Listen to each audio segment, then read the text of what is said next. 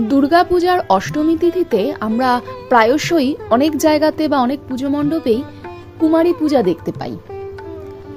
মহা অষ্টমীতে দুর্গাপূজার অঙ্গরূপে কেন এই কুমারী পূজা করা হয় বা কুমারী কন্যাকে কেন দেবী জ্ঞানে সেই দিন পূজা করা হয় সেটা জানেন কি?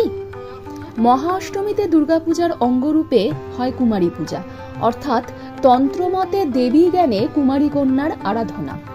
দেবীর এই কুমারীর রূপ কল্পনা সম্পর্কে দুটি পৌরাণিক কাহিনী আছে। প্রথমত, ঋষি কাত্যায়নের কন্যা কাত্যায়নী রূপে একসময় দেবী কৌমার্য অবলম্বন করে অবস্থান করেছিলেন বলে কুমারী রূপে দেবী পূজার প্রচলন।